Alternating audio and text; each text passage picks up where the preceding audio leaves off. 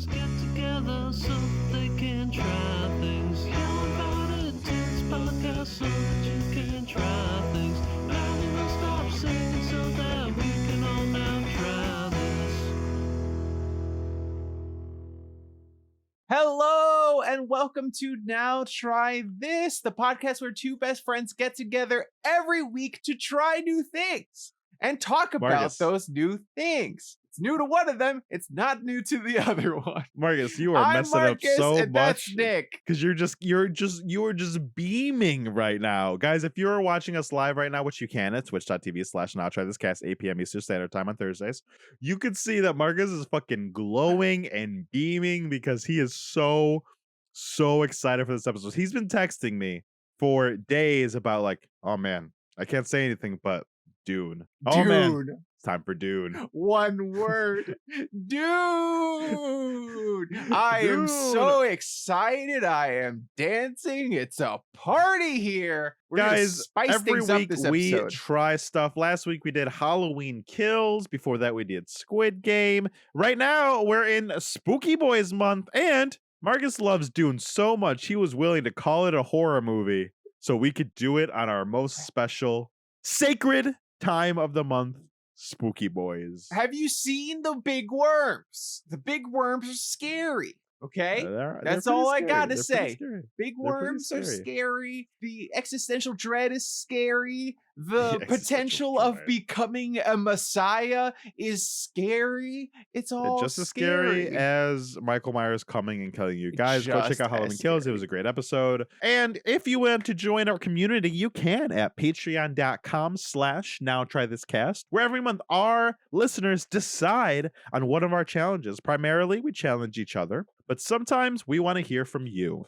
So last month we did Malignant, voted on by our patrons. Sorry, I didn't like it, so I blocked it out. I liked it. I enjoyed it. But our polls are up right now. Go ahead and join. If you join the $5, you can suggest, and only $1 gets you a vote every month, as well as other stuff. Hell to come yes. and join the community. Join the community. Guys, right now, there is time if you are listening to go and join at the $1 tier and vote on our current challenges. Right now, it's a tie between Chucky, the television series, and Sante Sangre, a horror Spanish movie. So it looks like might end up continuing Spooky Boys month because the patrons demanded it. Shut up. That fucking stupid ass looking movie is tight. Oh, I'm so upset. Guys, I need you to join. I need you to do something about this tie. Please get up in there and do something about it. But anyway, we also really appreciate 5-star reviews on iTunes. That helps us grow. You can follow us everywhere at Now Try This Cast. But let's hurry up and get into it because I know Dune Boy over here is gonna fucking Dude, shit his you pants. almost if we called don't me talk about Dune. some sand. I You will call you Dune. Oh, for the because rest of the Dune show. over there wants to talk about Dune. Yeah, Yes. Dune over there. I Fucking will Dune. accept that nickname. Marcus, why in God's green earth did you give me Dune? Nick, I gave you And then you can tell me Dune. what it is. I have a lot to say about Dune. I've been thinking about this since we were planning on doing this episode, and I 2 knew months my ago. anxiety would ruin 2 it. months but ago, we were planning on I'm doing going this to try my episode. best to explain a few things. The reason I gave you Dune is because I am a fantasy sci-fi boy. I love sci-fi fantasy. It's a very specific kind of genre that there's not a lot of content for. There's a lot of Yeah, there's one. sci-fi and there's a lot of fantasy, but it is very hard to find good sci-fi fantasy. Even recommendations I've gotten are fantasy, and then at the end you find out it was all a simulation, and it's like, that's not sci-fi fantasy. That is fantasy and then sci-fi. I Is there want it any besides Star Wars? together. It's like newer stuff, but they're not like epics like Star Wars Sure. or like Oh, sure. Dune. And so Yeah. I saw recommendations for this series because I am interested in sci-fi fantasy, and it's one of the biggest ones to look at. And so I was like, okay, fine, I'll read it, I'll give it a shot. And if it's not my thing, then it's not my thing, and whatever. So I read it, and it was immediately my thing. I read it, and there was like, at your neck I hold the gum jabbar. place your hand in this box. Fear is the mind killer. And I was like, oh, yes, thank you. Thank you for gifting me this. I love complex politics. I love political intrigue. I love fucking complex jargon that I gotta learn. Give it to me. I eat that shit up. Gum Jabbar, that's a word that I won't ever need in any other context. But now I know it. And I love that. And so I immediately loved Dune. And I was like, this is immediately my shit. I watched the David Lynch Dune. And I was like, oh, yes, this is also great in a very weird, strange way. And then I continued Of reading the the series time, of I Dune. would say. Of the time. I continued reading Dune. And I'm up to book 3 now, but I haven't finished book 3 yet. So I've tried not to spoil much. But the movies are going to be a trilogy. And the first 2, Hopefully they will. hopefully they're going to be a trilogy. The first 2 are the first Dune book, and then the third one is supposed to be the second Dune. Just for everyone who's interested in the movies, whether you want to watch them or not, that is how the movies are being broken down. I have a lot to say, but Marcus, before I do any of that, please tell me, what is Dune? Oh, Dune. Dune is a 1965 science fiction novel by American author Frank Herbert, originally published as 2 separate serials in Analog magazine. It was tied for a Hugo Award in 1966, and it won a Nebula Award for Best Novel. So it's super old, and I love it. Is that your professional description? It's super old, but I feel like you read Dune and you see how it's influenced so many things. Like you can see its influences in Game of Thrones, in Star Wars, in just like so many other popular media. You can see like kind of like how those things were inspired. And it's beautiful and it's cool. Sure. Dune came out before the first Star Wars, correct? Yeah, in 1965. Oh, you mean the movie? Yeah. Oh, I don't know. Maybe. The first, it was in the 70s, right? That's 70s shows. They went to see Star Wars. 1984 is David Lynch Dune, and I feel like the first Star was 1979. 1977 is A New Hope. 77. Okay, yes. So 12 years before this. Mhm. I wonder if George Lucas has ever commented if he's read Dune. He has. I'm going to say he has. It's you know, it's hard as an artist to say that you were inspired by stuff, right? Like I'd like to think, there's- yeah, totally. There's so many creators now that we were talking about with the person who made Aronofsky? Hunger Games and Darren Aronofsky and all those many times on this podcast alone we've come across creators who say in the beginning that they were influenced by something, and then the second it comes out, shut down any conversations that they ever were influenced by anything other than their own artistic genius. Sure. George Lucas has even come out to say, what was it? The Seven Samurai? No, The Last Samurai? What's that film inspired him? Seven Samurai? It was the old samurai movie. Yeah, the old Samurai. Anyway, Dune. So, Dune is a futuristic film. I'm going to try to not read. This is my own synopsis. Okay, got it. Obviously, Marcus, people are going to listen to this episode that have never seen Dune. They're here just for our commentary on a film they've never seen. So, and let me describe what Dune is. Mm-hmm. Dune is it's a film by Denis Villeneuve that came out this year. Villeneuve, he's French. You know how the French people do it, down and dirty. And it follows Paul.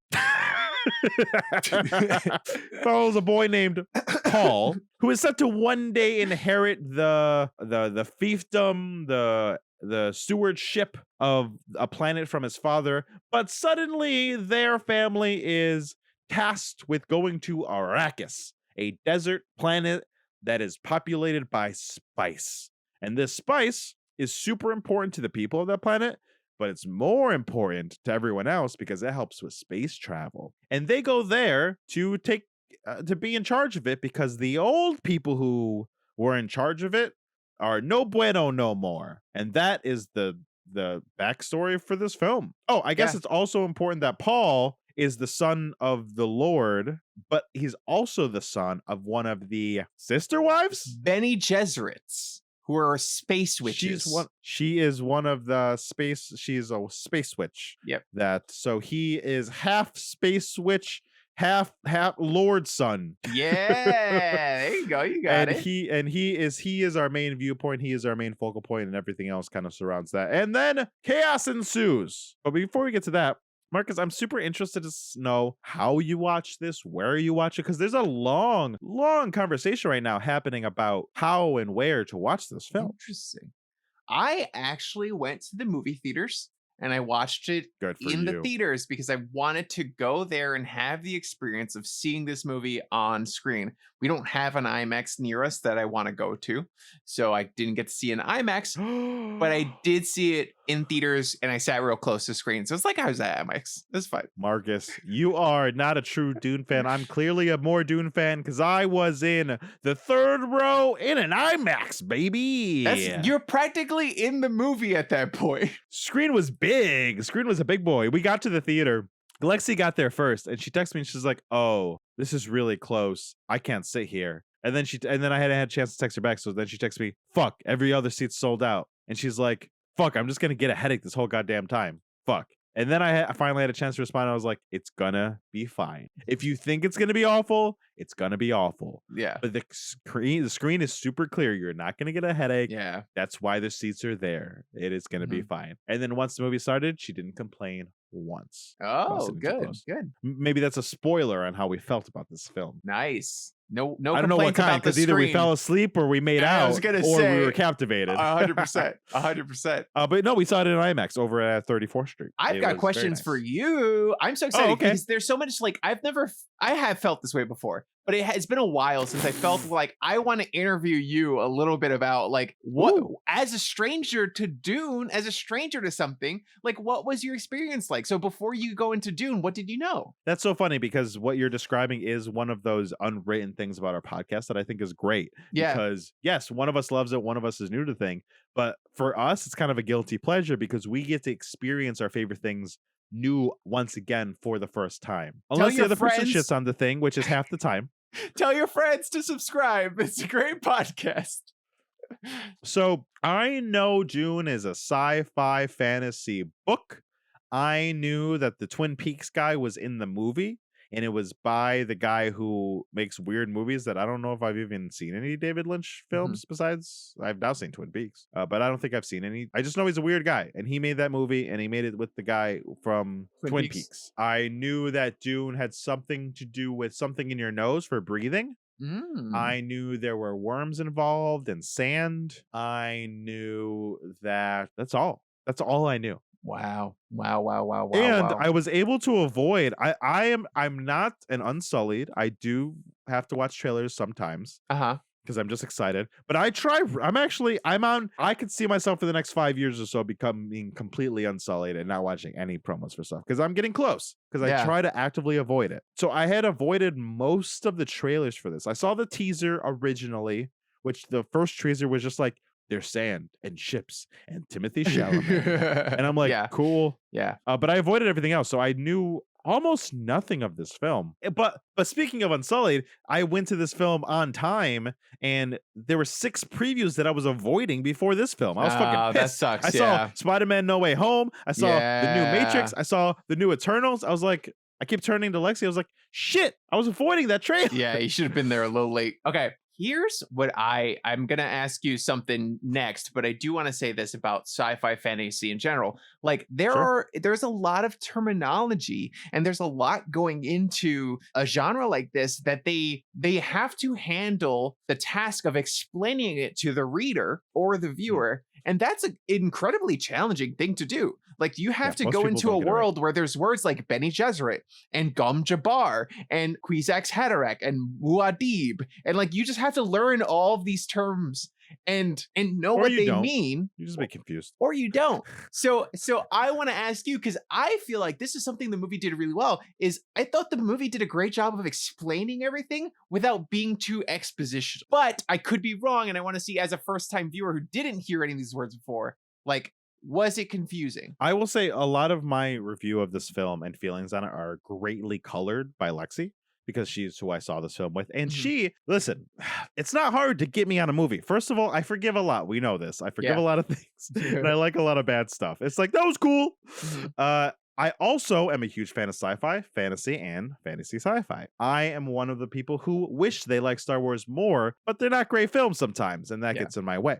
So I was already like on board with trying to accept this. Lexi, I don't know if she's seen a Star Wars movie. I don't think she has seen a Star Wars movie. I don't think she's seen a Star Wars movie. I know she hasn't seen Lord of the Rings. Uh-huh. I know she only knows what D&D is because of me. She's watched 3 animes. She's watched 3 horror movies. She would not have seen this in theaters or ever if it wasn't for me. So she is the audience you have to get on your side. So Perfect. That's as a soon good as the way movie of was about to explaining it. start, Because my problem Yeah. with the I have like one big problem with the movie, but that big problem has influences all the little problems I have. So I feel like my one interesting. big problem is part of that too. It's like I feel like, and we'll get more into what I mean by this, but I feel Mhm. like they were trying to appeal to a wide demographic that they didn't necessarily need to, and there was a lack of Interesting. faith in the source material that people would be interested in it. So they changed a lot and moved like the pacing Oh around more than I My God, thought. we're gonna disagree a lot about this film. You know why? Because Marcus, you're on the other side. You're the Trekkie. Yeah, You're I the am. guy saying like, I don't know, that's fine, but like, could Leia ever do those powers before? So why could she do it now? Stuff. It's none of that stuff. My problem, my biggest issue is a Mhm. pacing thing and a huge important thing missing. That I was like, the reason It's I gonna be hard love for me to it. come on that. Yeah, the reason I love it is like this type of thing that just was pretty much absent from the movie. So I was like, oh, that's Interesting. weird that they just removed all these like scenes that I personally love. And when I talk about Dune, I'm like, these are the scenes that I love. And they just aren't Oh, in the interesting. movie, which is weird, Mm. but I don't dislike the movie because of it. I'm just saying that like I think the reason that they took that out was because of them trying to appeal to everybody. Yeah. So I'll tell you more about it I'm later. super interested to but see yeah, what those are. Tell But me so what you the thought about movie's- like how it introduced people to the the world. movie and was how it about to was. start. The movie was about to start. And then I was like, Lexi, you don't know anything about this film. And she's like, no, I know absolutely nothing. I was like, oh, Lexi, it's a very slow movie. And she's like, what? Really? Isn't it like a big... I was like, yeah, there's a lot of... I don't know what this film's going to be, but I know it's going to be a lot of shots of sand, and it's going to be very slow, and it's going to be political, and it's going to be slow. I said it like just like that Yeah. to prepare her, because I really wanted her to come in. She's like, oh, okay. And then the movie starts, and I will say that it's weird. I think this movie, you can kind of break it up into 2 parts, and maybe we'll talk about it, those 2 parts. Yeah, I think for there's, sure. or maybe 3. I think it's pre-attack, the attack, and post the attack, right? I think Yes. is like an okay way of like breaking it up, because the pre-attack is the info dumps. Mhm. Then there's the attack, which is the action piece, and then there's a post-attack, and now we're on the adventure, right? Yeah. I think the pre-attack, where you learn all these things, it was so interesting, because there were multiple times I was turning to Lexi and I was like, is that this person? Oh, is this happening? Oh, so that's like this thing. Oh, so like that person's right? Oh, so then she was like, shut up, you're ruining the movie. That's not what she said. She appreciates my banter. At least she lies to me. Maybe she thinks I'm sexy enough where it doesn't matter. Yeah. It's so interesting. And we both commented on it a lot after, where this movie feels to me like the first movie I've ever seen that handles sci-fi fantasy in the way that it does. I agree. I feel like you either do one of 2 things. You either hold your audience's hand. You hold their hand so fucking tight that it's boring, because it's literally like a history lesson, right? It's Exactly. literally like a fucking Oh, history man. lesson where you're like, this is this person. This person's married to this person, and you can almost like see the like nerdy chart of the family tree like going on. Or you do none of that. You don't hold anybody's hand, and you fucking throw them in the fire, and you don't even try to like include those like pilots are really famous for doing it, where people will be like, oh, father, I am very distraught over the passing of our mother. Where it's like, it's trying to like, just here, you know? Yeah. But this movie didn't do either one of those things. This movie Yep. just told its story. Yeah. And to me, that's such it almost sounds like a non-choice, right? It almost Mhm. seems like we just made the film. No, it's like such an active, nuanced choice. Yeah. It's Because- great writing to do that. It feels similar to the it's- books in that way, where you're like, you are Do they? thrown into the world. You have the thing happening, and through context you get everything. Yeah, there's a lot of context clues. But the movie's also not an idiot. It's very smart with Mhm. trying to give us very good context clues. But it also isn't trying to give us context clues like Hereditary. Remember my biggest gripe in that movie? Where it was like it didn't say anything, and then it would pan in for 3 seconds on the fact that this was a support group. And I was like, I know it's a support group, you stupid movie, but this didn't do any of that. It wasn't No, like it didn't. it didn't after the three of them talked pan to a family photo of them just so we made sure we knew they were Yeah. a family. You know what I mean? Yeah. It did some of that for the fans. I will tell you a little bit. There's the mouse, right? So like in the books, he goes to the oh my god, why am I forgetting? He goes to the people, the Fremen. He goes to the Fremen, and they all have nicknames, and so he gets the nickname like Muad'Dib, which is the little mouse that they kept showing. They showed it in his like book or projector that he was looking at. They showed it in the field.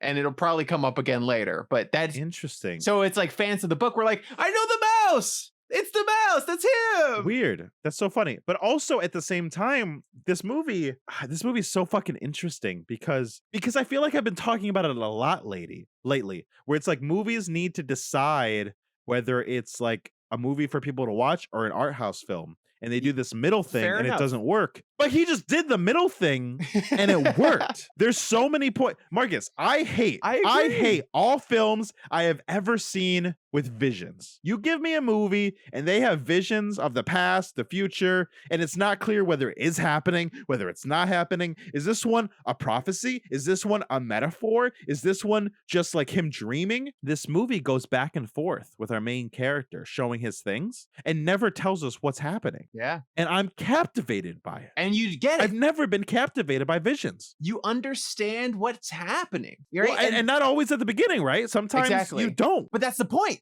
right? And Dennis Villeneuve does such a great job of that. Like you're saying, like this movie, I have zero complaints about the direction. Absolutely fucking zero complaints about the direction. It is one of the best directed films I've ever seen. Like you can tell he pulled the acting from them. He like pulled the cinematography. He had a vision and he like clearly portrayed it. And like you said with the visions, like he perfectly captures the sense of like confusion, but then also like placement, right? Like you're at first you're confused about the vision and what's going on. And then, like you said, you get it. And you're like, oh, something's happening. I know where I am. I know what I'm doing. And then you feel the same way Paul does, where it's like, okay, I can use this information. Yeah. And like, this is information for me later. I think the movie puts so much on Timothée Chalamet's shoulders. They make him our viewpoint character, which makes sense. He's the main character. Yeah. But the reason I think those visions work, the reason that there are moments when things are happening in the background, like with the sister wives and things, that I'm like, I know there's more, but I'm not giving it. I just know I'm supposed to care, but I'm a little confused. Timothée Chalamet also looks like he knows he's supposed to care, but he's a little confused.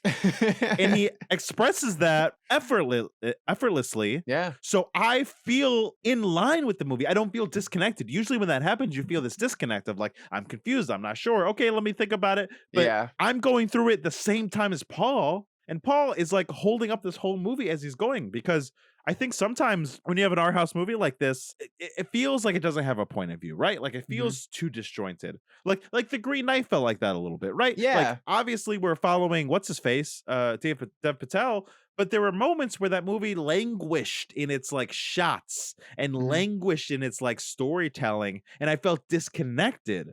But this one, even when it was taking those times to do sweeping shots or these cool visions, or like just taking time to pan in on a fucking bull on the wall, it all felt like it was still Paul's point of view. I rarely watch movies more than once, right? Like a lot of times for the podcast, I'll watch a movie again. But like, I don't sit and watch movies over and over again. And I also don't give a shit about director's cut. Snyder Cut came out. I was annoyed. I was like, there's no way I'm watching this. I watched an hour of it and I couldn't fucking do it. 4 hours? No, thank you. Try. This movie, I left the fucking theater and the first thing I said to Daron, I was like, where's my director's cut? I need to see every single fucking minute of film that was shot for this. I need to see all of it. Give it all to me. I don't give a shit. There's nothing I want cut from this. Nothing I want That's cut. so funny. That's so funny because he commented on this. I'm sure you might have read the article, but there isn't going to be a director's cut because this is his director's cut. He said it in interviews. Besides this one thing that I'm going to say, he's like, everything that ended up on the cutting room floor was supposed to be there, which is just like a brilliant thing to say as a director. Of course. And then he said, except one thing. What was And the maybe one you thing? know what it was. It was No.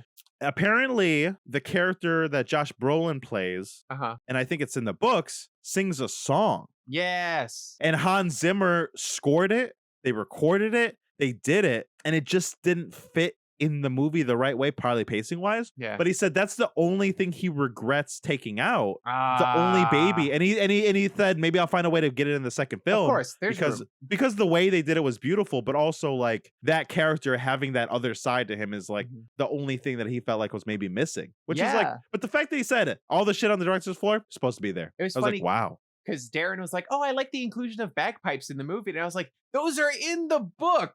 Gurney Halleck plays it," and I was like waiting for him to play it or sing a song or do something. And we didn't get it, but it's so funny to know that it was in there. But the fact that he has that confidence is wild. God, You don't. I mean, Zack Snyder, whether you like him or you don't like him, Michael Bay, whether you like him or don't like him, directing movies is fucking hard. Yeah, so many That's moving parts. You need a vision. You need to have like 6-7 brains of shit to like be able to process that. Thank you so much, Old Man Rom, for subscribing on Twitch. Thank you for subscribing. Woo, woo, woo, woo, woo. But you need to have so many next level things. But this guy, as well, I would say the guy who directed Birdman and Revenant, and Gravity.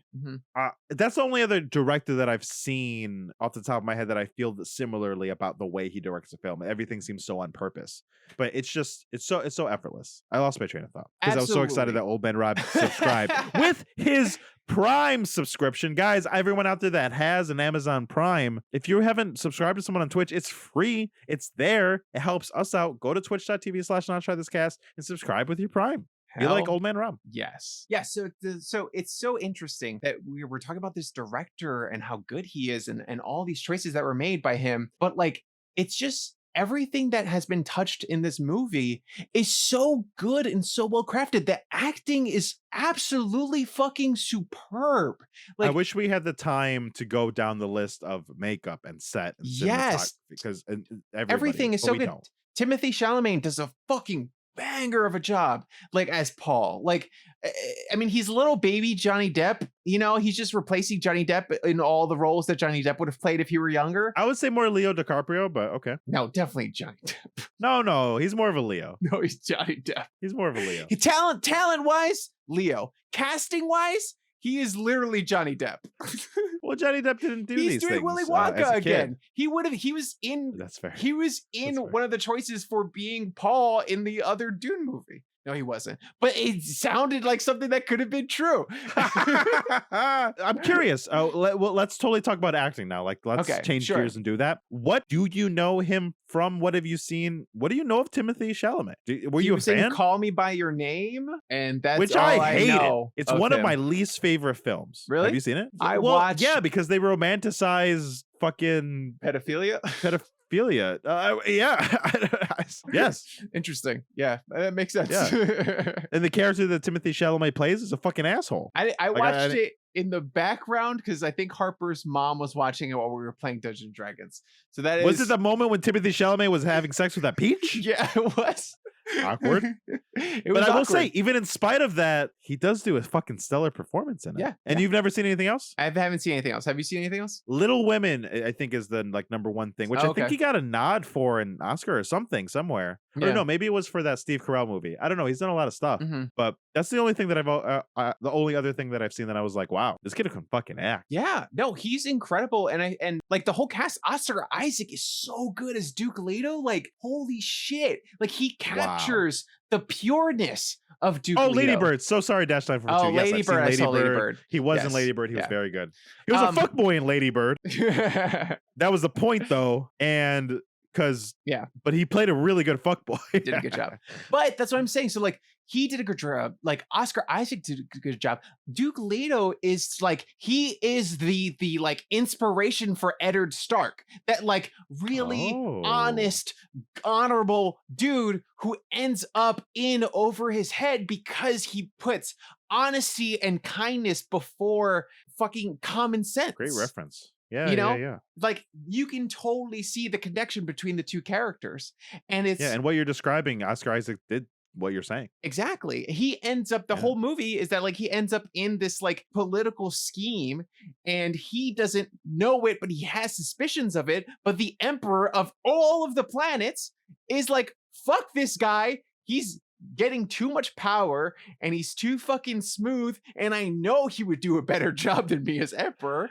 So I'm gonna fucking get rid of him. And that's the whole plot of Dune, is that like that scheme that's in place. I and assume then that everything from plays context, out. but it wasn't ever laid out like what you just said. Yeah. Got it. Yeah. Which is say funny because I enjoyed everything, but they never like they like didn't say that just like they didn't that. say it just like that. They say like they Yeah. go into that planet of warriors and they get that there's like the warrior guys and they're like, oh, this is the emperor's personal secret army that he has. We're gonna borrow them. And it was because of the emperor. And the emperor set Which was him a little up. confusing because Yeah. the emperor sent him there. So I was a little confused. I was Yes. like, what? And you don't see the emperor ever. So like you it's just like this figure behind the scenes kind of working. I assume we see him everything. later. You should definitely see him in the next one. Yeah. Yeah. But yeah, Oscar Isaac. It's funny because I was also talking to Lexi about Oscar Isaac, and it's so funny because that role, that fatherly, kingly role, and also with the mom with Rebecca Ferguson, we'll also talk about just now as I'm talking about this context of them as parents. It's so easy in these kinds of things to make them so awful, and they were like so good and kind and We're like good correct. parents. Yeah. And they were fucked from it. Here's this interesting thing. Okay, I'm gonna get to everyone's great. Zendaya great. Everyone's great. Everyone's great at acting. But I have to get to the Zendaya thing. did three things. She looked like this.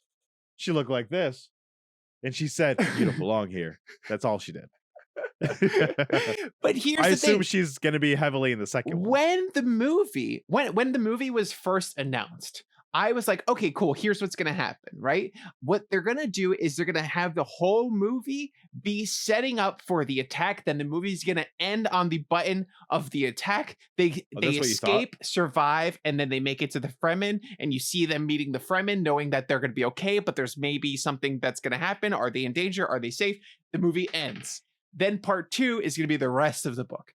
That's what I thought was going to happen. It was what you just said. But it wasn't. Because what ended up happening is all that pre-attack stuff kind of got cut out, and from the book, at least. Like there was a lot more setup. There was you meet the emperor, you get to have these conversations, you get to see a lot more of the political side of it. You get to see a lot of those conversations, and you get to know a lot more about Duke Leto, about Lady Jessica, their relationship, the Bene Gesserit. So all of that got cut from the movie or done in like a really fast forward version that still worked, I think, for everyone else.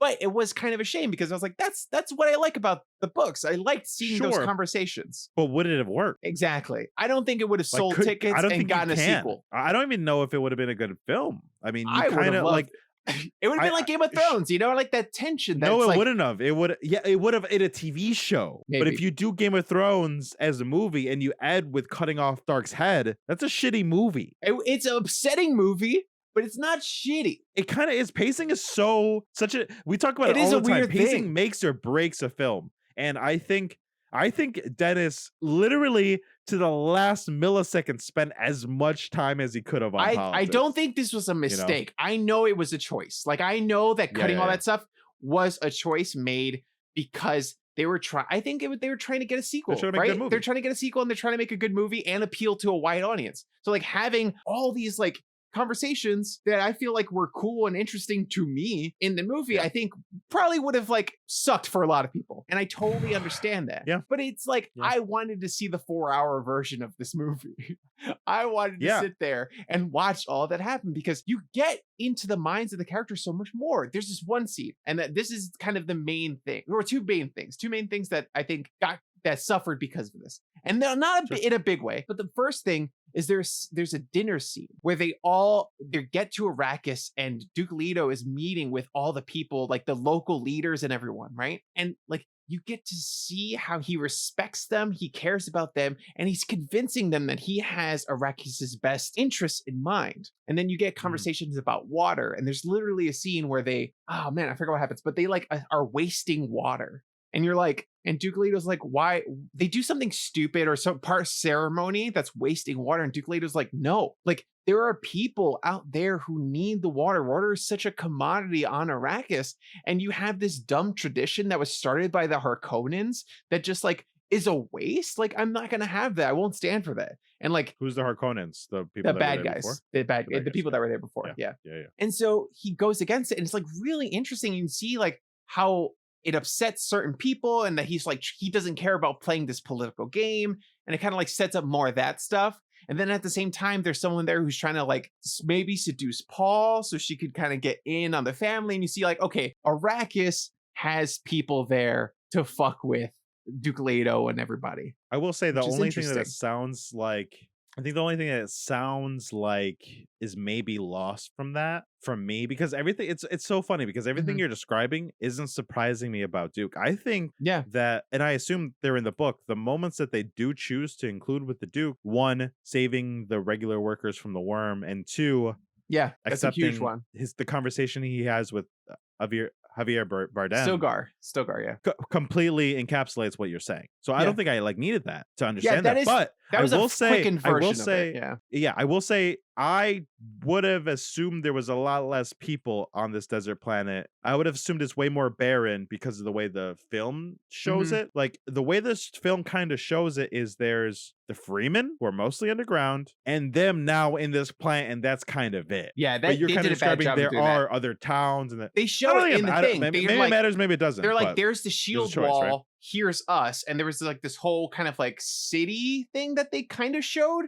But there's a I whole thought that ass was the city compound. there. There's just Yeah. a whole ass city that like you didn't really get to see in the movie. Yeah, it made it seem like it was just the factory, the castle. second It thing- wasn't. There's like other things. And I'm Yeah? very curious. I think this is something that the David Lynch movie actually did well, is that the traitor, the doctor betraying the family, like I feel like in the books that has a lot of impact because you see how close he is with Lady Jessica and how good of a person he is to the family and how he's struggling with knowing that he has to betray them in order to get his wife back. And then you sit with that for like a while. And in this movie, it just happens. And you're like, oh, this guy betrays the family. You know what betrayal is. And it happens. And so I was like, I am so curious what everyone else, if they think that this is justified, that this random guy who we barely see all of a sudden has this huge impact and is single-handedly like destroys his family. Like to me, that felt out of place. And I imagine it would have made other people feel out of place, but I'm not sure. You know what's funny? I am falling on a line that I liked this movie even more than you did. Because everything you're saying, I am so fundamentally disagreeing with you. Okay. And one is because I don't have the context, right? Like that's Yeah. just a fair point. I just don't have the context. But I didn't need any more time with the doctor. I Interesting. thought I had just enough time with them. I knew he was a friend, confidant. Again, that pre-attack section where I got everybody, I think if I got any more info from a person or any other person, that would have been too much. My mind was completely filled with context and people and politics and ties, the perfect amount. Okay. Like I was almost confused. I was almost overwhelmed. Yeah. But as I was sitting there talking about it, and then everything unfolded bit by bit by bit, all these pieces they've been laying out, including the doctor, who he was in 3 scenes. He was there to like heal in the beginning, and then he was there to Yeah. like heal after, and then he was there to like say, make sure you're careful with the Jesuit. And then like that's it. That was all I needed. Because when that was betrayal all you happened, needed? It was that was such a all I big needed. Because betrayal. yeah, but that's how it happens, right? It Ah. is like when you read But- Shakespeare, when you read these but things, he was it only- literally is. It He was only literally able to is betray just them like because The he was a part of the nurse. family. Yeah, Oh my I got God. that. I guess you're right. Yeah. It does feel like a kind of like play in that like there is no 1,000%. build up to the thing. It just happens. Yeah, But like it feels like Macbeth when Duncan is I killed, right? liked Like that's the like totally what it feels like. Build up. I liked the fact that they knew I- there was a I agree. mole in there beforehand, and you got to play around with that a lot in the narrative. And then it's like, okay, who is the mole? You as the you reader know that the doctor's the mole, and that he's the one who's going to bring down the family, and you know why, and you feel bad for Oh, you him. know it's a mole before he takes him down? Yeah. I don't like that. Why not? What are you talking Because about? it was a surprise. It was a good surprise. A I surprise didn't know that he was there's- gonna die. Dude, think about this. Who, if you didn't read the book, you had no idea the Duke, Oscar Isaac, homeboy, the almost main character, the one that is almost implying he's about to take Paul and like pull him. I mean, maybe But I'm just being, like, because fucking there's a naive, traitor but like you don't doesn't know he mean was that gonna die in he that was fucking gonna moment. die. Just because there wasn't a traitor doesn't mean that you knew he was gonna die. You knew that there was a mole, but obviously there was a mole because the Harkonnens had just had the planet. So there's skepticism. They're like talking about it. They're nervous. Why is it obvious that there's a mole? Well, there's not. It's not obvious because I'm just learning about who these people are. Like at the same time I'm understanding why we're on Arrakis. I'm understanding what Arrakis is. Like that's already so much. But and if at the same time I was following a mole storyline, and at Yeah. the same time like It the was movie too was much? going on, and hold on, and it was all these things are going on, and they're all these things, and then I just see the doctor in the background going, I would have been fucking pissed. I would have hated that. Wow. Because I think that's a different movie. Dennis Like, I Villeneuve, think that- you made the right choice. The average viewer, I guess it was too much for them. It makes sense. Average. Average viewer. I think The American mall-loving viewer. It's too much. okay, that was kidding. below the belt. That was you like just as shitty movies as I do. I do, Fucking I'm Drag Me just to Hell, kidding. boy. I think it's so funny because I completely understand what you're saying, and if I Yeah. had read the book and felt, I would have felt the same way. Like I feel that way about the Harry Potter books, right? Like I feel Yeah. feel that way about adaptations. But I will say, without the context, man, it's for me, it's almost a perfect film. Wow. Like the pacing of that pre-attack, I think gave me exactly what I needed. Not a cent more, not a cent less. Interesting. And from like understanding Paul to understanding the family to understanding Arrakis to understanding the dynamic to understanding these evil bald-headed people to understanding Atreides to getting into Timothy's head, knowing where his mind. I don't think any of that other stuff is important compared to understanding where Paul is mentally, physically, in his heart. And they're like, that's what that movie, like, this is what that movie like really like screws in. Like it only gives us that other information, which is also important Yeah. in the vein of how it's affecting like Paul as a person. And like because it has that groundedness, I had no problems. I That's have none of these hilarious. problems. I mean, Yeah. that was my biggest. That was my one only issue, and it did not ruin the movie for me. And I get it. at I all. totally get it why. didn't It ruin makes the movie sense. for me in any way whatsoever. I still loved the movie. I thought it was a Yeah. fantastic film. It's like, but how good it was like include every sentence, every scene, because you can handle it. You can do it, Dennis Villeneuve. If I'm ever gonna see a perfect adaptation of something, he's doing it. So give me all of it. Make all 6 Dune book movies. Give it to me, baby. I don't give a shit. Aren't some of them by like his son and they suck? Not the first 6. The first 6 are all by The him. first 6. Yeah. After the 6. Yes. Great. So I think I disagree with you fundamentally about this. And honestly, it's one of those topics that people talk about all the time, especially us who are in the comic book fields of fandoms. Direct adaptations suck. Oh, 100%. There's almost no such thing I as a agree. direct adaptation that has made a good film. Yeah, no, I agree 100%. You have to adapt to the medium. I you know? 100% agree. I 100% agree. There's nothing about this that like I am calling bad or think they made a mistake. Yeah, I understand what in. you're saying. All I'm Yeah. saying is that like a little bit more, I think as someone who knows what's happening and kind of was I like, think they could handle it. I think they could have handled like 10 more minutes. Like just give me 10 more minutes kind of hanging out before the attack happens. Maybe it's But there because I was just no wanted to see hanging more out. Oscar Isaac and his beautiful face. Probably, honestly. But it- there it was felt no hanging out, fast. right? The movie felt fast. Yeah, I heard but it people, wasn't. It wasn't. It was people- like over an hour. people on my Instagram or like in my feed were like talking about how slow the movie was. And I was Yeah. like, This movie was like whip speed. It was so Yeah. fast. I agree. I agree with that too. I think people who think it was slow, just to throw them under the bus because we can. It's our podcast.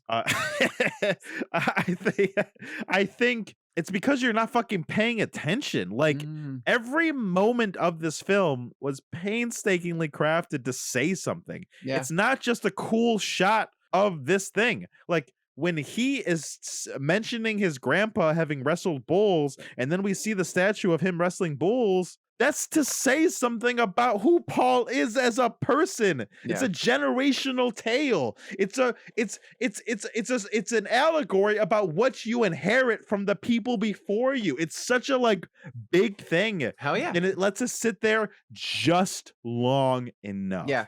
I influence the next scene and yes, the next scene and the yes. next scene. But for me, I feel like Dune is sort of like about the like political struggle of feuding noble houses and an emperor who wants to rid himself of potential threats and like all of that politics stuff. I wonder how much of it came across to the viewer, It did. I'm telling you right now, it did. I got it all. Yeah. Okay. You fair showed. enough. Don't tell. Fair enough. I don't think they needed to be, I don't think they needed to tell. But I think it would have been, I would have liked more show with that stuff, with that specific kind of stuff. Sure. I think it's just hard to do. Like, I It think is that's one of the very hard reasons to do. why, that's why. So the first 3 Star Wars movies in the 70s and 80s don't talk too much about it. And they are the most popular ones. So maybe that's the way you're supposed to go. But then people were like, we want to know more. We want to know more. We want to know more. And George Lucas said, I got you. And then we got in episode 1 that was half about commerce and trade. Oh God, I love it. That's my problem though, right? Like that's my problem. Like I love the prequels. Like I think they're bad movies, but I love the lore and I love that there's so much for as a fan for you to chew on and be like, oh wow, look at all this stuff. Look at all this extra stuff we're getting. Hot take. They've gotten better. I agree. I like them better than the newest 3. Right? I'm on the other side now.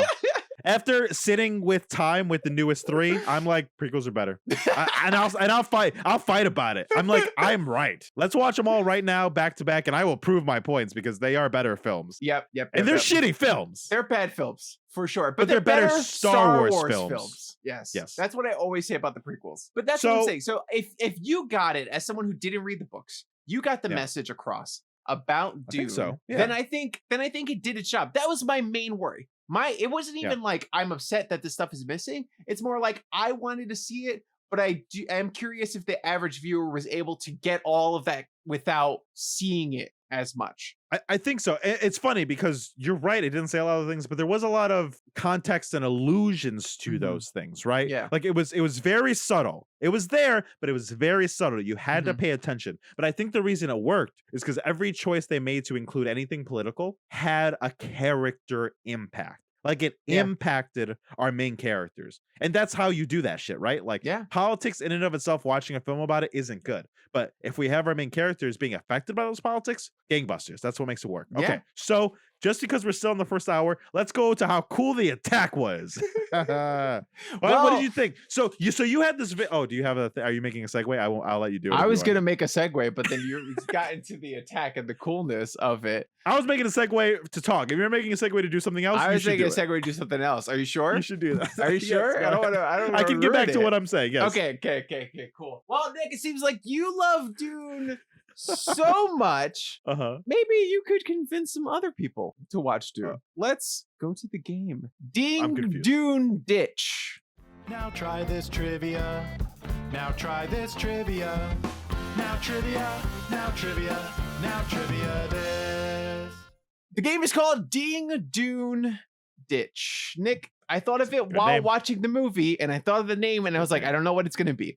So here's what it is. How every great game starts. Thank you. Nick, you're going to have 1 minute. Get a timer ready for yourself so you can see. Okay? You're going to have 1 minute to do several tasks. You're going to have to call someone. Okay? You have friends, you have family, you have people you can call. Okay?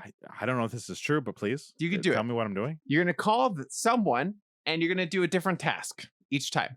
I'm going to tell you the task before you call them, and then you can decide who you're going to call. God. Okay? Dune Ditch. You got to call them, and then you have 1 minute to do whatever it is that we have to do, and At the end of that minute, you have to hang up, no matter what. Just hang up. Fuck me. I'm Okay. so mad about this. Why are you Okay. mad about this? I don't like bothering people. I know. That's true. But hey, they'll forgive you. Just fucking tell me the game. Let's go. Okay. First one, Nick. I Oh, want God. you to call your I don't mom. have any friends. My mom. Okay. I want you to call your mom and explain the plot of Dune in 1 minute. Okay. You do that? No. She might not pick We're up. about to try. She works for a living, so probably not. She might be working. Let's see. Still time as we're here. Voicemails are also acceptable.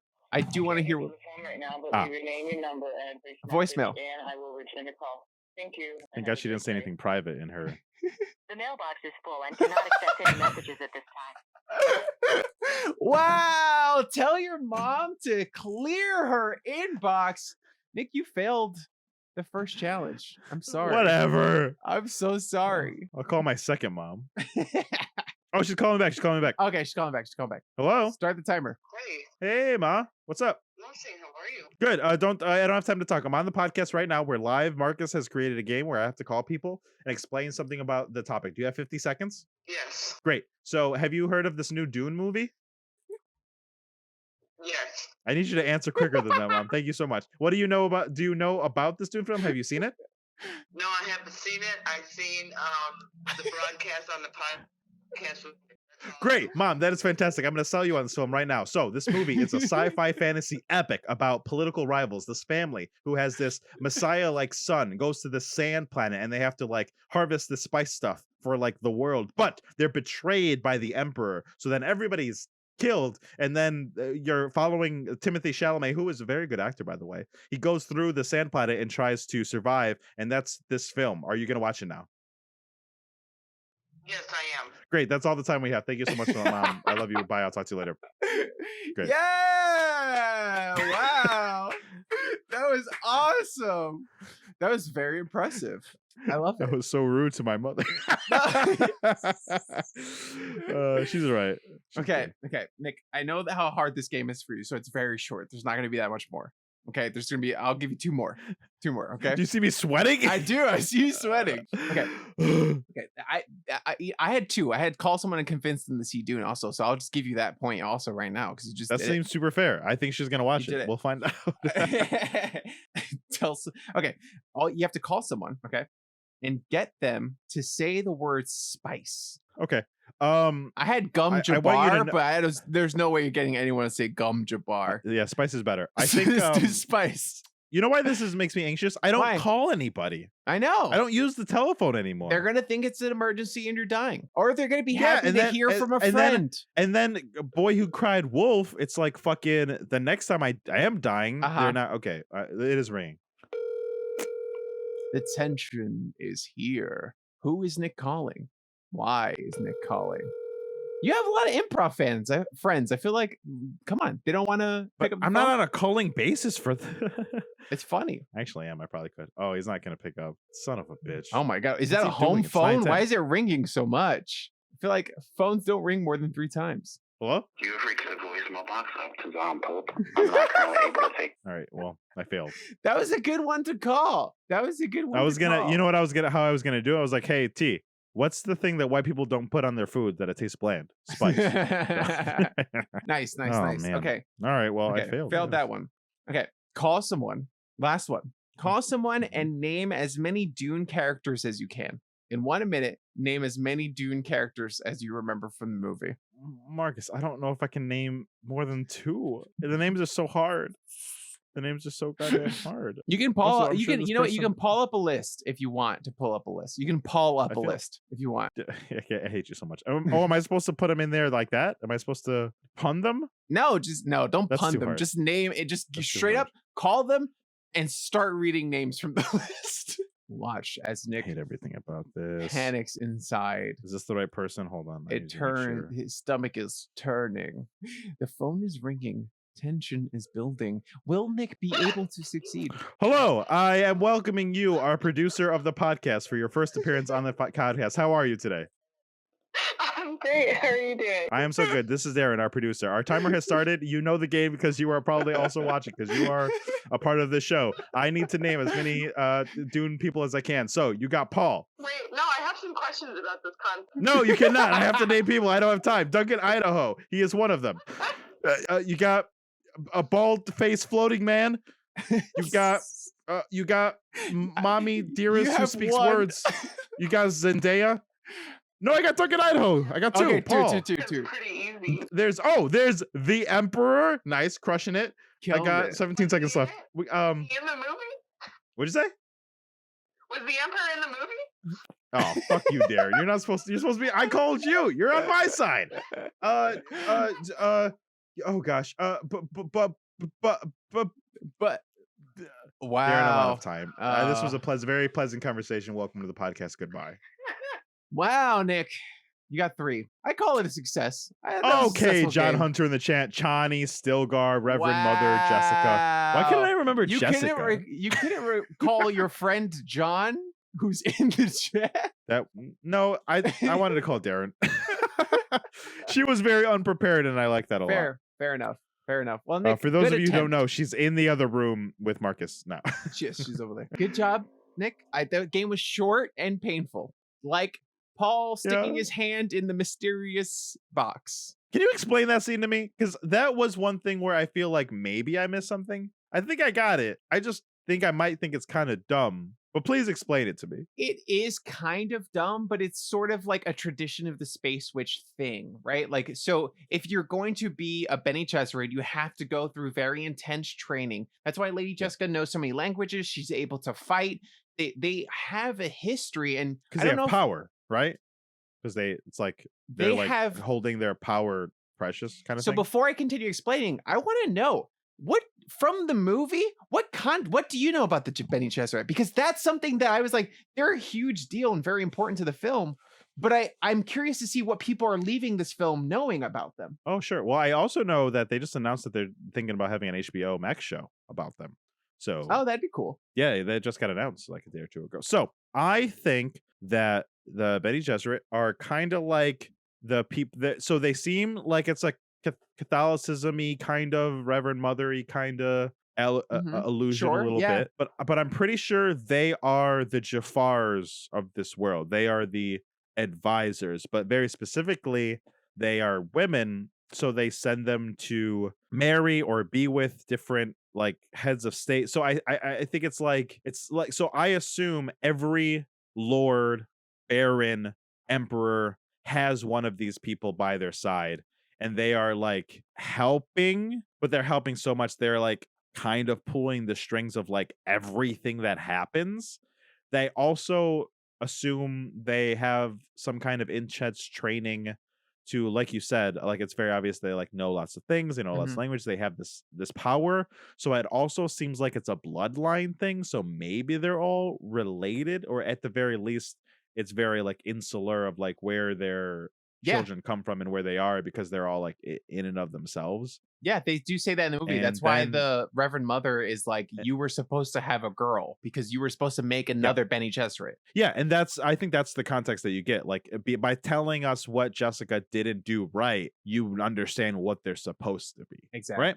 Yeah. I think that's everything I know. That's good. That's that pretty right? much, Yeah. That's honestly all there is to know right now about the Bene Gesserit. They are the puppeteers of the universe. They are everywhere. And it's constantly surprising how deep their touch goes, right? Like when they first arrive on Arrakis, the people are chanting something, and they're like, and she's like, they ask Lady Jessica, what are they chanting? And she's like, it seems like the Bene Gesserit have come here and have established like the idea of like these beings that are more powerful and that should be worshipped, and it is just them. They have like worship us, essentially, just in case they have plans or a need to use Arrakis. They like instill these myths and urban legends about themselves at these places, which is like crazy. Like their touch is beyond our comprehension. Very cool. They're definitely these kind of characters in The Witcher and Game of Thrones, and very specifically The Witcher, I feel like, right? Like The Witcher, because we're following what's her name? Jessica? Jessica? Yennefer? Yennefer. Like we watch she's one of the main stories in The Witcher, and we follow her journey to become literally like one of the Bene Gesserit, right? Like they're like training to be magicians and things, and they're like supposed to be stationed next to kings and princes, right? Yeah. So Similar it's to that that. same Yeah, like same thought, kind of right? thing. Yeah. Yeah. So Yeah. that's it. But like you said, it's also a lineage. So like they are supposed to marry specific people. Like it is all played out to the very like minute detail, right? Well, I Like, think they're not supposed to marry them. They're supposed to be their concubines. they're supposed to have Just children with. They're supposed with to the have powerful children with people, the and then take powerful their people, children and take go. their bloodlines, take their children and all this stuff. And they have, Yeah. and you find this out later, but they have like access into their lineage of like memories, Like and stuff Assassin's like that. Creed? Like, yeah, kind of like Assassin's Creed, where they can like sometimes sense. access memories of and knowledge of previous. My only question, Bene and Gesserits. I think my assumption is correct. They are so powerful. They choose whether or not to have a boy or girl. That's Like, what it because seemed they're like. not Yeah, like, yeah. okay, Yeah. okay. Just making sure. So Because it could have easily been just like they're blaming her for having a boy, but it was prophesized and she Yes. couldn't have affected it. But it seemed like she's like, no, I think I'm hot shit, and I think we're Yes. gonna have the Messiah, so I'm gonna Yeah. have a boy. 100%. But she That'd be also, part of it is that she fell in love with Duke Leto and she wasn't supposed to. And in the book, there's just, they play with it a lot more. The fact that like everyone kind of sees her as a concubine and they think that Duke Leto should have married someone, right? So he Sure. can get more power. He marries another ruler from another planet or something along those lines to get power. Totally. But Duke Leto and Lady Jessica, they just fell in love, you know, and they had Paul. And as far as they're concerned, they love each other. And Duke Leto would never dare take on any other woman. And they didn't have a lot of time to do it, but you got that in the movie. You in did. the small so. exchanges between them. Especially, I really loved that scene with the Duke and Lady Jessica, where when he was like, "I'm not asking you as her mother. I'm asking you as the Bene Gesserit." Where it's like you can see the love between them, but then you can also see the love for the son. You know, they're like, that was a really powerful scene. Acted very well. Yeah, no, that was a great scene too. So now that you've interrupted me by embarrassing me to half of the people that I could call, let's get to the attack, and then let's get to the post attack, because or else we'll never get to it. So what were your expectations for this moment, this attack? What did you envision it like? The ships, the coming down, the fighting, and what did you think of the execution? I was excited for the attack. I liked the way that it was portrayed in the David Lynch Dune and in the books. And I was like, there's no real way that they can get this wrong. As long as they show a cool, awesome attack happening. I really thought it held a lot of the tension. I think it, as someone who knew what was supposed to happen, the whole betrayal aspect of it kind of lost a little bit to it, especially since like that little thing that was on his forehead is supposed to keep him in line, and it's in place to people that serve royalty, so that way they can't disobey any orders. But it wasn't needed. It wasn't needed in this. You got that he betrayed them, whatever. That whole part of it during the scene, I was like, it kind of took me a little bit out of it, because I was like, oh, I would have liked more context for his ability to even betray them. Just talk about this fucking movie's confidence. Like, there's just all this, it looks all great, but like one of my favorite shots of that film was when Oscar Isaac was naked on that chair eating with that was Baron great. as he was passed out. Like, Yeah. the way it panned, the way it looked, the colors, I was just like, and Oscar Isaac's six-pack, I was just like, this is a nice fucking shot. It was a great and shot. you felt the weight of like what was happening, Yeah. especially because you got the context of like, he's gonna try to kill them. Yeah. Also, the creative like choices that they've made with the characters and stuff like that, like Baron Harkonnen, the fat guy, he has a harness that has to like keep him floating because he's too heavy to walk. That's just like a part of his character. And so the way that they changed it to be like this thing on his spine that allows him to float was like cool. It was very ominous and creepy, but it had the He same was impact. a great villain. Skarsgård incredible. fucking crushed it. He really I didn't recognize him, and then I was like, oh, it's the fucking Mamma Mia guy.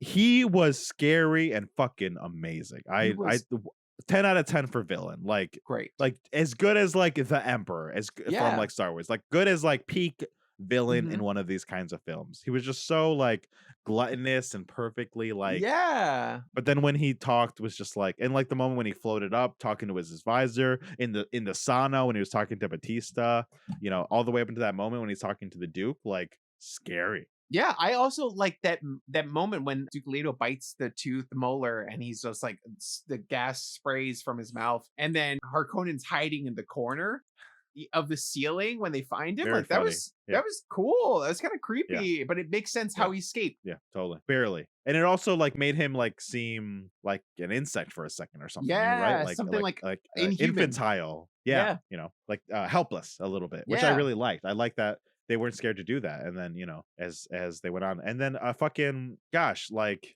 the only thing that maybe was a little weird was like Duncan Idaho like showed up, stabbed some people, and then left.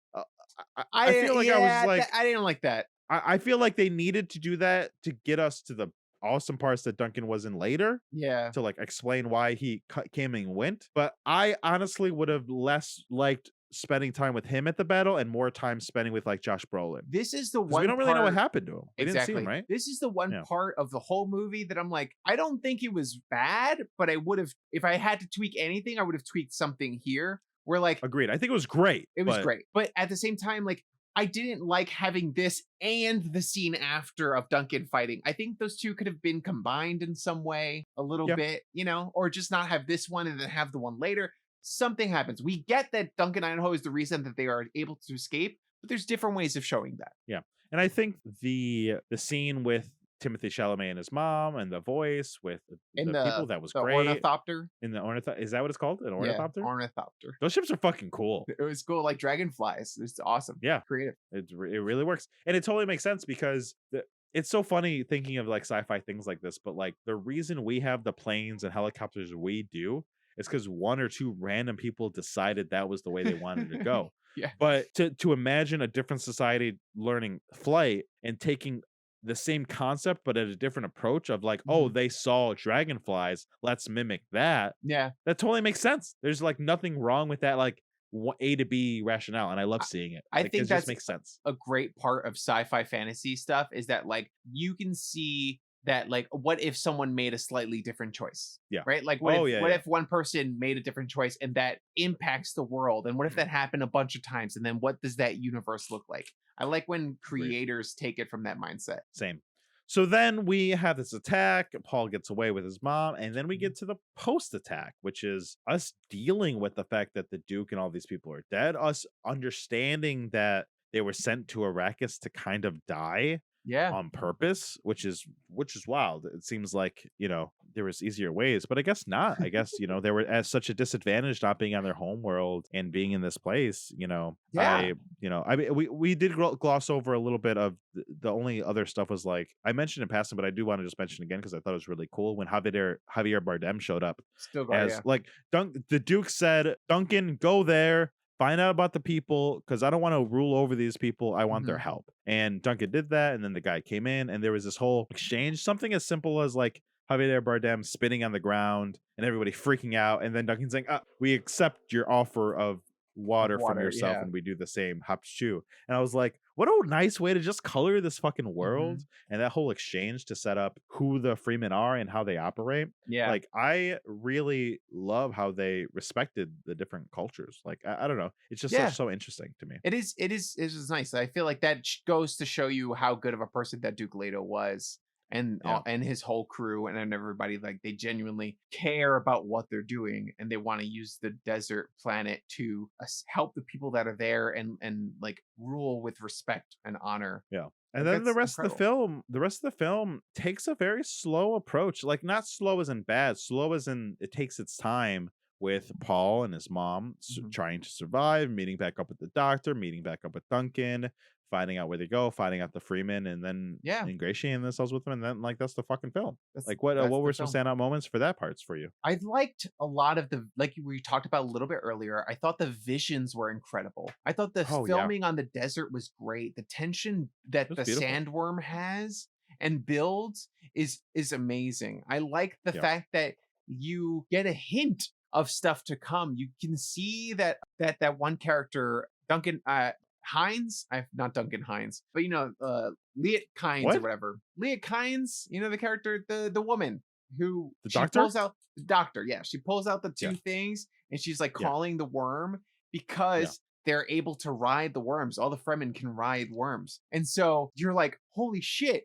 that's fucking awesome. I want to see that happen. Unfortunately, she dies, Yeah. but that's like a little tease, like, oh shit, we're gonna She see was them cool. ride some She was such a good worms. actress. She She really was crushed great. that role. Yeah, and I feel like Yeah. the themes of the movie too are really complex and interesting, right? Like you don't get a lot of it, but there's gonna be more to come, and like you're dealing with like cults of personalities, you're dealing with like messiah figures, you're dealing with like religions and fanaticism that's to come when you see how much they actually like worship all of the people. You deal with like how where we're born affects how we grow up and what we decide to do with our lives, and like what resources are more important based on just where you are, and you had no decision in being born there, and yet this resource of water, or in real life oil or whatever, like becomes so important and integral to the way you live your life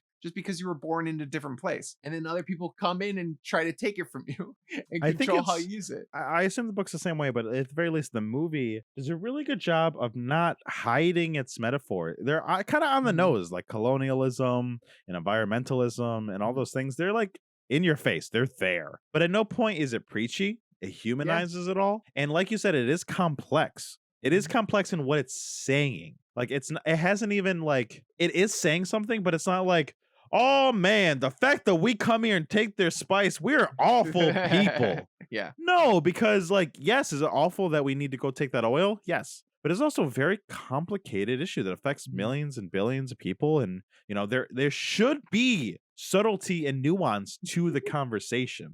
Yeah. All these conversations. Like I remember growing up in high school and all the things were happening after 9/11. And I remember my small ass fucking town podunk people were just like, I don't understand why we don't just bomb the Middle East. And I was just like, who you're so wrong in so many Yeah. levels. And I don't even put against you the fact that you want to put yourself above others. It's a very natural thing to think. I don't Mhm. want to judge you for that. What I am judging you is the lack of nuance to the fucking conversation. You know what There's I mean? only one Like, option, and it's my option. You're like, okay, fuck you, man. it's like, hold on, like, Yeah. fucking, let's have a conversation. But No, this I movie agree. doesn't do that. It does No. such a good job of letting everything sit, letting everything. And I'm really excited to see what it has to say about all these things, because a lot of it, I would say, I did call this a perfect film, and I think it's Uh-huh. pretty fucking close. I think I liked it even more than you did. It fucking nailed so many goddamn things. Like the placement of Duncan in one spot, and like this point I'm about to make now is like the only like gripes I have. And they're not even gripes, they're just observations. Whereas like I think I liked that this movie was a setup movie. Uh-huh. I liked it. I thought it did it perfectly. I am stoked for the rest of this world. I will, and the only thing I have to compare this to is Star Wars and Lord of the Rings. Yeah. I didn't think we would get another Star Wars or Lord of the Rings in our lifetime. I thought those were the ones. I thought that Mhm. was it. I Yeah. thought those were our epic tales. Like anything that ever tries to come close never does, and they suck. Like Yeah. fucking, what was that movie with the guy from Chronicle and the girl with big eyebrows? What? Divergent? The guy was Green Goblin and he was in Chronicle, and then it was the girl from Suicide Squad with the No big idea what you're eyebrows who talking was about. the Enchantress. Oh my god, yes you do. It was by the guy who made the Fifth Element. It was that they were Jupiter's like space Legacy. bounty hunters. No, Jupiter Ascending. it's like Erythium or like Verinium okay, or like yeah. fucking Elysium? Elise. No, I don't know. I don't know. Whatever. That movie is trying to be an epic tale and have multiple Mhm. films and have an epic thing. They never work. Even No. like comic book films. I would say the MCU works for very specific reasons, but it's not like Endgame and Infinity War are like the closest thing, right? Like Mhm. that saga. Yeah. But that took 12 films. It's a different thing. Exactly. The yeah. trilogy epic. I think we just got another one. I think this is the beginning of another one that we're going to remember 30 years from now. But I will say, A Mhm. New Hope does stand on its own. Yeah. Fellowship of the Ring is a complete story. I could give you Fellowship of the Ring and you not watch anything else and you're done. That's okay. You can watch that movie by itself without, you want to watch Two Towers. You don't need to watch Two Towers immediately after. This movie, Mhm. I'm I like, guess so. I need to watch the next one for this to be like for this a to be thing. worth it. Yeah. Because it's just awesome. Not even worth it because it was such a great experience, Sure. but well, no, almost worth it. Yeah, like It needs almost, to be right? more worth it. Yeah. But Yeah. here's the thing I have to say yeah. about the movies coming up is that like Please. my problem with this movie is that like not my problem, but like they cut out a lot of the politics and stuff like that in the beginning to have more of the story be told and focus a little bit more on the action stuff. There's less and less action going forward. So if it's only political intrigue, will people be interested in the movie? Will people watch it? If it's like the Trade fair. Federation, will people stop caring? Or are they going to make up action to happen in the thing that isn't there? Are we going to get a Yoda fighting the Emperor because there needs to be something in the second act of the third film? Exactly. Even though it doesn't make any narrative sense. Yeah, there is a holy war and there's a war that's going on, but like it's not shown. We don't see any of it. So are we going to get kind of like a middle Hobbit movie where it's just about the war and we're like it's not based on anything that we totally actually know? We can get a middle Halloween Kills movie because they don't know what to do until the third one. Exactly. We totally could. Yeah. But we can't fault this movie for what the second one could be bad because Lord of the Rings did it right? Yeah, no. And people say Return of the Jedi is the best one. I mean, Empire Strikes Back. Sorry, Empire Strikes Back. But I'm just saying, as long as they don't, I feel like my problem is what I'm scared of most for the sequels is that they're going to add stuff and write in stuff that didn't happen and elaborate on like the action set pieces to balance out the film more for the people who didn't read it and are interested in the film. So I'm nervous going forward for the sequels. I totally get that nervousness, but I also will say, I don't know, it might happen again where that's going to piss you off. But for me, I think Denis Villeneuve is so careful with what he does. If he does do that, it'll be so on purpose for pacing and timing and the movie as like a finished piece of product. Like, I don't mind it if he like I like if it's done well. We're totally always fine with them adding stuff from our adaptations if it adds something. Yes, right. But I don't need a faithful the first Hunger adaptation Games of anything. Yeah, the first Hunger Games, not a bad movie. No, I liked it. The second Hunger Games, interesting. Hunger Games with the best people. Those third and fourth movies fucking blow. Yeah, they're not about anything. But they just try to like add more action. Third and fourth movies. It should have just been 3 movies because that third book isn't that long. It's not that much stuff happens. And there's no Hunger Games. There's no Hunger Games. That's why the Hunger Games movies like fucking ended up in an epic wash. The first 2 there were Hunger Games. The third and fourth there weren't Hunger Games. I truly think there should not have been a fourth. It should just been the 3 movies, like the 3 books. But like you saying, like that could happen here, and we could end up with a weird movie that because they want the third movie to be the like third part of the first book or something weird instead of the second book, and they want to tell all 3 movies. But I don't think Dennis is going to do that in this one. I think Dennis is very much a prototypical Peter Jackson. Like I think Dennis, if he could have, would have filmed all 3 of these movies at the same time. Honestly, I kind of wish they did. Yeah, I think that really would have. I mean, that's one of those reasons those Lord of the Rings movies I think are so special, right? Like I think that's why they stand the test of time. Yeah, that's why they feel so complete as 3 films. Though some people say Two Towers isn't good. I liked it. I have no problem with it. I liked it. I think well, some people would say that. There is time passage in the movie. So, I mean, in the book, there's time passage. So it's okay if they take a little time and a break to film and he gets a little older because it's supposed to happen. Oh, sure. Yeah. But like, I was just saying, I think that technique to film all 3 at the same time is why that feels so unified, like such a vision, and why the Peter Jackson Lord of the Ring trilogy, they're going to remake it someday. But the reason they haven't yet is because it's almost perfect. It does exactly what it's meant to do. And it holds up from every part of it. Like even the technology aspect isn't that bad, even though technology's evolved so much since then. Because a lot of it was like practical and like smart. Like the reason they did the big small thing was like forced perspective a lot. It wasn't even like just CGI, right? Yeah. So it was just smart filmmaking. But yeah, that's Dune. That's Dune. Man, I'm so happy we got to talk. I feel like this, I don't watch movies all the time where I'm like, I need to know what someone else who doesn't know anything about this thinks. Yeah. And that's fair. I feel that.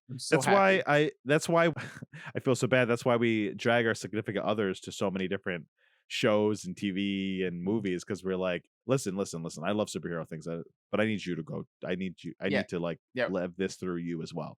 You know. But I will say before we get to the end of this, everything that I'm saying, my partner, my significant other, who is not a nerd, who had never watched this film, not only agrees with everything I'm saying, doubled down even more. Oh wow. She thought this movie, she was epically like blown away. She looked like one of the people who sat down and watched Star Wars for the first time and walked out of that theater like slack-jawed and like was like, I didn't know movies could do that, which is like I can't do that anymore because I'm in the field, I'm an actor, I'm looking at like acting choices. I watch the news about movies. I understand that Hans Zimmer is making the score. I know Denis Villeneuve's filmography. I'm like too ingratiated in being a cinephile to ever have quite that of much of an experience anymore, right? Yeah. But she fucking did.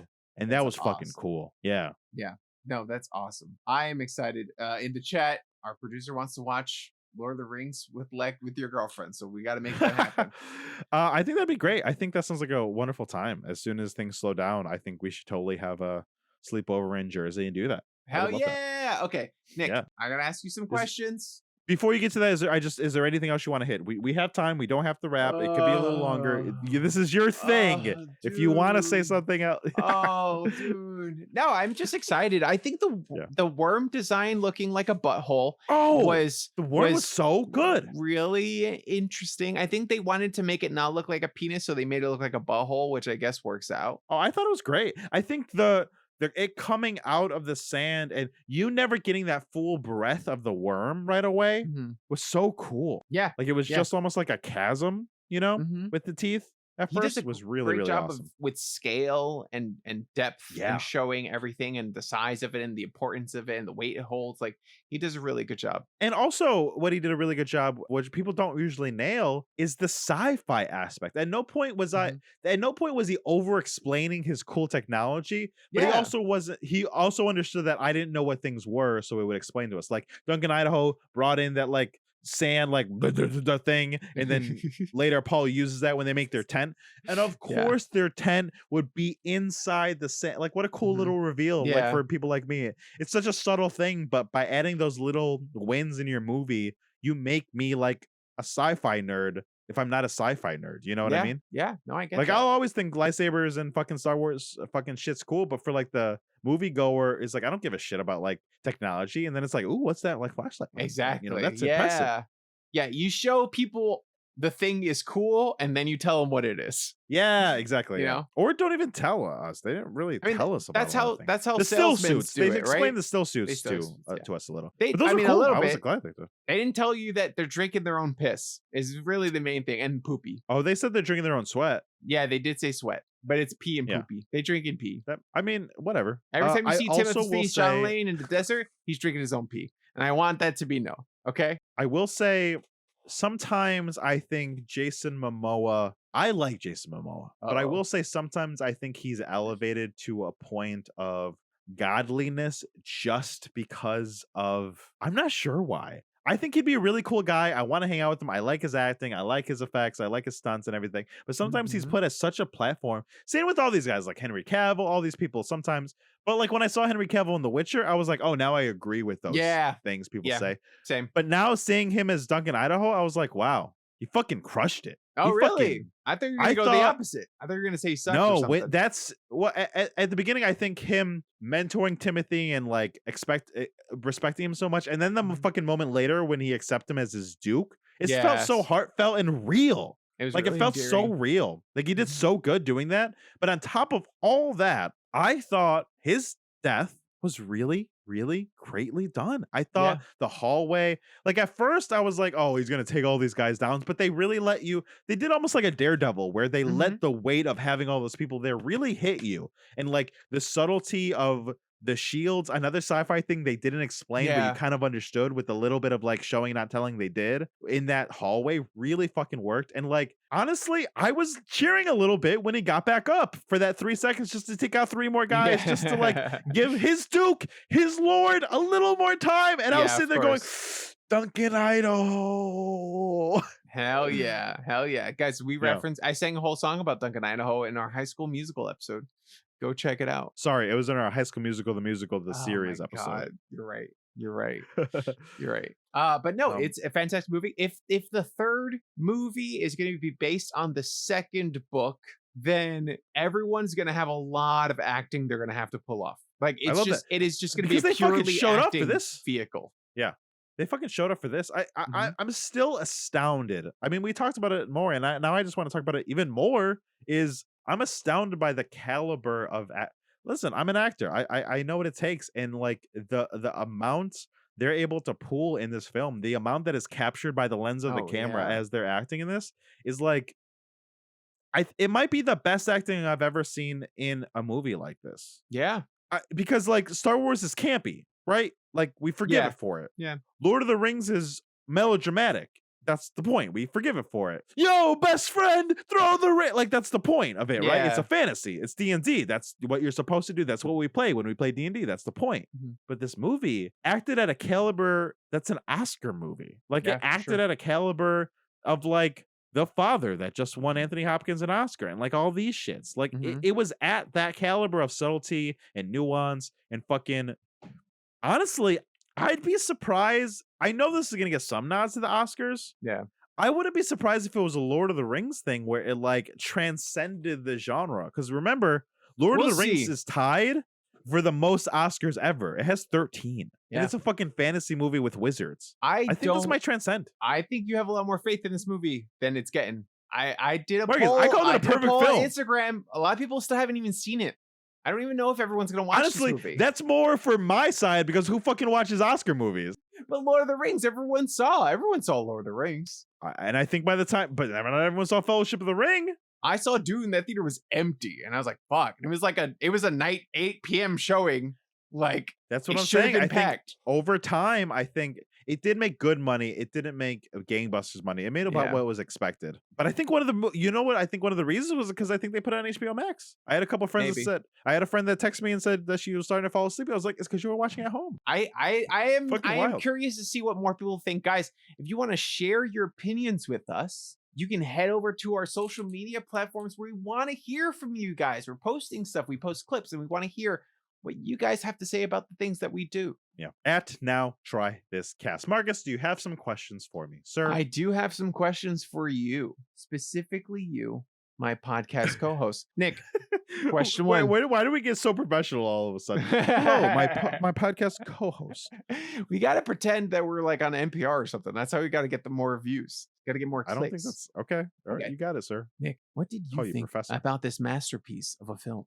I will double down when I said that honestly, looking back on it and thinking about movies and what I like, I don't have any problem calling this a perfect film. I had no problems. The things that I have to talk about are just like interesting thought experiments to discuss.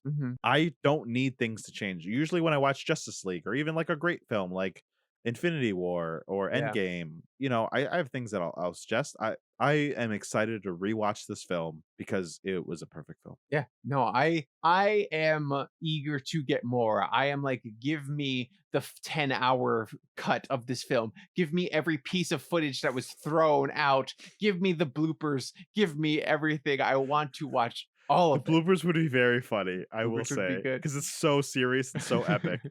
We don't get epic films anymore. They don't make them anymore. We don't have the budget for it. They don't try. The ones superhero movies are the only epic films we get. Yeah, any other films that are epic, they like have shitty scripts because they don't throw enough money. They don't throw enough time. They don't have the faith to do it. They don't give people like Denis Villeneuve, who are like visionaries, the time and budget. Like Rian Johnson got to make a Star Wars film, but it didn't work. But he's a brilliant director. If he had gotten his own thing, maybe it would work better. I don't. We don't get epics anymore like this. You know, since like Pearl Harbor and Titanic, like we don't get non-property things, and this is a property thing. But we get so few epics that it was. Epics are fun. Epics are so fucking fun. Are you gonna watch the sequel? Yes. Yeah, you immediately. Dune day and date. Day and date. Okay, Nick, would you recommend this movie? It's so hard. It's so hard because I know this isn't everyone's cup of tea. I know some people don't have the patience. I know some people look for different things in their films, but I'm not going to pull my punches when I tell people it is a fantastic, perfect film and you should watch it. Yeah. Like, I'm not going to pull my punches. And if they don't get it, I'm just going to very politely say, oh, I totally understand. It's not everyone's cup of tea. You could be wrong. It's fine. You were missing out, not me. Yeah. That's so funny. Well, I think that's all the questions, right? Yeah, those are the three That's questions. all we the always questions. ask every time. Next all these episodes, week- over 100 episodes. Yes. I always forget. Next week, we don't know fan what we're challenge. doing because don't. it's a fan challenge. And right now it's tied. So please head on over to the Patreon and go vote. Please, please, please. It's $1 a month. We get new patrons all the time. That's not true. We want new patrons. We have a goal and we want to share with you guys. And honestly, join at the $1 tier because we need help breaking these ties and voting. But If you wanna honestly, submit just things, because we want submit 'em. this community to be exactly what it is, we have a small, strong fan base, and we love interacting with them. You guys Mhm. listening, we love interacting with you, and we just want you to share this space with more people because more voices is always a wonderful thing. Paint with different brushes is always what I always say. 100%. Invite a friend, invite a second friend, get them on board because we think we share a very special space here, and we want to share it with more people. That was beautifully So put. follow us everywhere at Now Try This Cast. You can check out our Twitch streams every Thursday, 8 p.m. Eastern Standard Time at twitch.tv/Now Try This Cast. You can pick up the podcast everywhere you pick up podcasts, and you can get the VOD on YouTube the next week. But most importantly, patreon.com/Now Try This Cast to join that community. Yeah. Woo, woo, woo, woo, woo, woo. Okay, guys, you know where to find us. You know where you watched us. And you know where to share us, baby. Okay? Thank you so much for joining us. Good night. And don't forget to go out there and try some things. You over there. I'm looking at you. Good night. Friends get together so they can try things. You're invited to this podcast so that you can try things. Now we will stop singing so that we can all now try this. Marcus, besides Dune, have you been doing anything? Nick, I told you about this, but I'm going to publicly talk about it on the podcast. On Instagram, we're talking about something new, right? I had a new experience this week of someone sending me nudes on Instagram unsolicited. I did not want them. I did not know this person. So shout out to that guy. But I have a formal request. And Nick, feel free to disagree with me. But if you're going to send either one of us nudes on Instagram, Hold on, wait. or Why don't you anywhere, just not lump? hold on, Why don't you wait, just wait, not lump me on? Wait. If you're going to send either one of us nudes on Instagram or anywhere else, Venmo us first, or at the very least, join the Patreon and give us money. Then maybe we'd be more willing to open your messages. That's all I got to say. Marcus, if you want to solicit, go ahead and open a Ko-Fi and ask people to buy you coffee. Go for it. If you want to be that person, No, that's I just don't like- want it. I don't want it, but at the I feel like it's very rude to send someone news and not even like subscribe to their Patreon or something.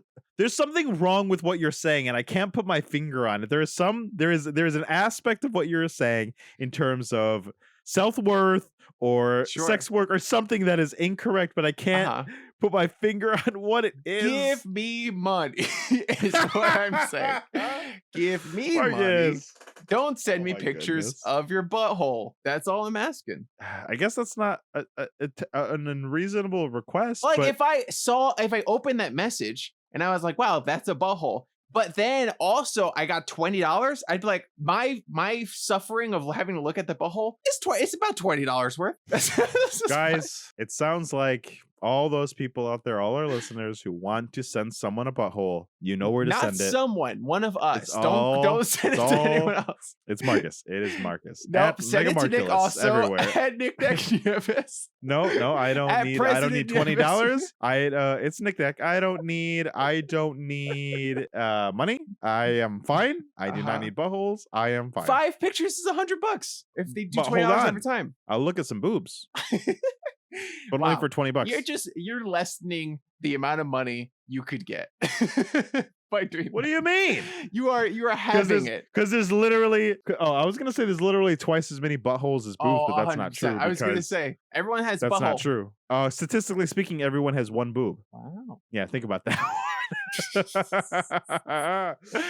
And Guys. speaking of boobs, let's look at these mounds.